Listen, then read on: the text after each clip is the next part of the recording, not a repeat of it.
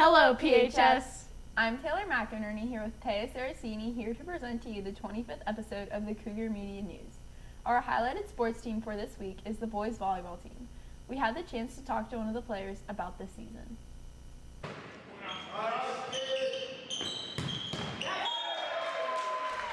We should go pretty far in postseason. We have a pretty good shot of making to states and possibly the finals of District 3, which should go well for us. What I like about playing volleyball is the competitive nature of playing the sport. I've been playing for quite a long time and I got pretty good at it, and when you get pretty good at it, it becomes very competitive, and when it gets competitive, it gets really fun. Our biggest rival right now would be Manheim Central. We lost to them last year in districts, and this year we recently played them in a tournament and we saw how we do against them. Match up pretty well with them. It's pretty much us and them, and then another team, Northeastern, that should make it into states for AA. Keep up the great work, boys. The next volleyball game is on Thursday, April 26th at Hershey.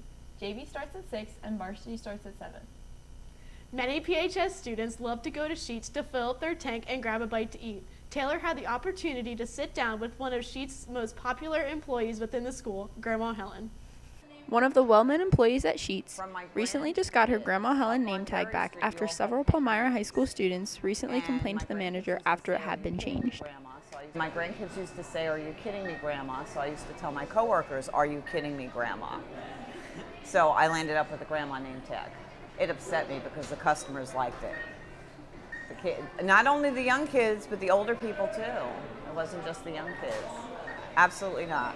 But it wasn't just the kids. It wasn't just you guys. Everybody was upset. I was glad because I got the new one. I have my old one and my new tag on. I think you guys are great, and I love when you kids come in, and I want you to feel that you can come to Sheetz and have a good time, and it's a safe place for you guys to be. Sheetz is open 24 hours a day, so you can go in and visit Grandma Helen whenever you'd like, especially before and after school or during prime time if you're allowed to sign out. Last week, a professor from Elizabethtown College came to Palmyra to teach Mrs. Broderic's class about writing. Let's take a look at what all he had to offer to the students. I try to share with them the idea that writing is your friend, that regardless of your perspective on writing, it's something that absolutely every individual needs, either personally or professionally, for what it is that they want to do in their life.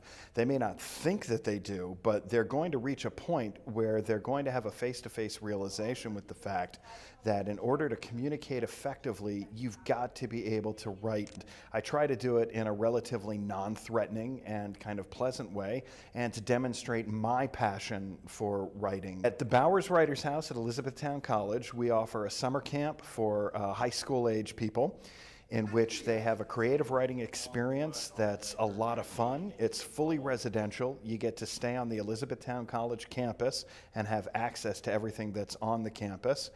You get to have sessions with fiction writers, poets, young adult fiction writers, and this year, video game writers and video game designers that are fun and will perhaps turn you on to things and talents and passions that you may not have known that you had. Camps of this nature usually run between $699 and $1,200 for a week's worth of activities. Ours is $459, so it's well below market value. It's going on from July 11th to the 16th of this year, and registration is open.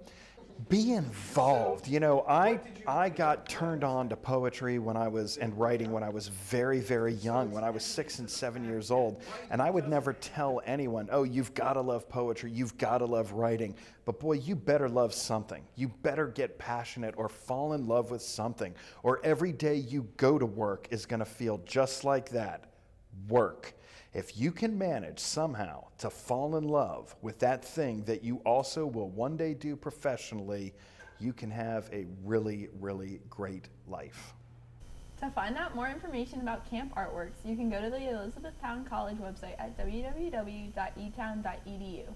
Congratulations to Braden Von Sten for being the Rotary Club Student of the Month for March, and congratulations to Kirsten West for being the Student of the Month for April.